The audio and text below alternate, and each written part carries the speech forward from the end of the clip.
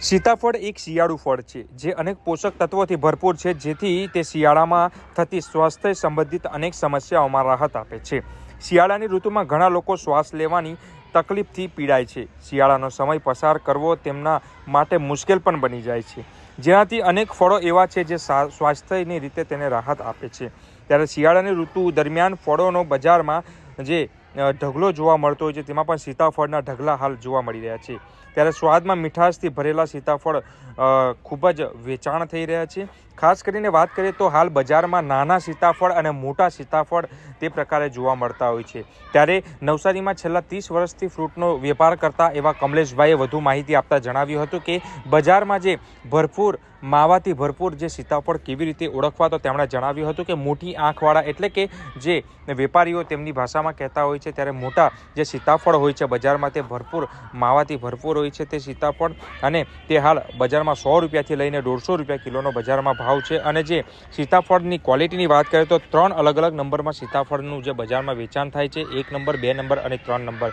જે 1 નંબર જે સૌથી વધુ માવાથી ભરપૂર હોય છે તે 1 નંબરની ક્વોલિટી હોય છે, તે બજારમાં જે વેચાણ થઈ રહ્યા છે. ત્યારે નવસારીને વાત કરીએ તો ભરપૂર માવાથી જે સીતાફળ છે તે 100 રૂપિયાથી 150 રૂપિયા કિલો, અને જે 2 નંબરના જે સીતાફળ છે એટલે કે નાના સીતાફળ જે 60 થી 70 રૂપિયા કિલો જે હાલ બજારમાં મળી રહ્યા છે. અને અપરિપક્વ સીતાફળ જે થોડા કાચા હોય છે જે 30 થી 40 રૂપિયા કિલો બજારમાં મળી રહ્યા છે. ત્યારે વધુ કમલેશભાઈએ માહિતી આપી હતી કે કેવી રીતના ઓળખવા ભરપૂર કે માવાથી ભરપૂર એવા સીતાફળ. તો ચાલો જાણીએ કમલેશભાઈ પાસેથી.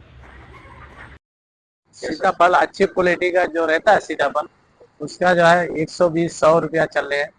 जो 2 नंबर का है और 60-70 रुपया, जो 3rd नंबर का है 40-50 रुपये किलो है, और एकदम 3rd क्लास का है और 30-40 रुपये किलो है। अच्छी क्वालिटी के लिए जो देखने में साफ सुथरा होना चाहिए, ठीक है। क्वालिटी तो साफ सुथरा है तो अच्छे है उसमें, और बड़े जो रहेंगे आंख वाले रहते हैं उसमें मावा ज्यादा निकलते हैं, और कम छोटी आंख वाले रहेंगे उसमें कम मावा निकलते हैं, और जो टेढ़े मेढ़े रहेंगे तो उसमें मावा कम निकलते हैं एकदम। अच्छी क्वालिटी के लिए अच्छा मच्छा शाइनिंग वाला होना चाहिए, बड़ी आंख वाला होना चाहिए, और उससे कम वाली जो थोड़ा हल्का रहते हैं उसमें कम मावा निकलते हैं। तो कहाँ से कहाँ से आते हैं? नासिक से आता है, नासिक से, महाराष्ट्र से आता है, भावनगर से आता है, और MP से भी आता है।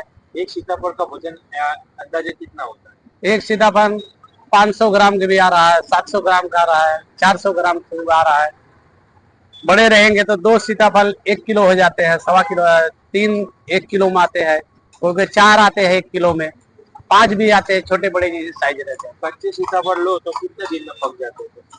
कच्चे सीताफल लोगे बड़ी आंख वाले रहेंगे एकदम अच्छी क्वालिटी तो 2 दिन लगते हैं, 3 दिन, और उससे 3rd क्वालिटी 3-4 दिन लगते हैं।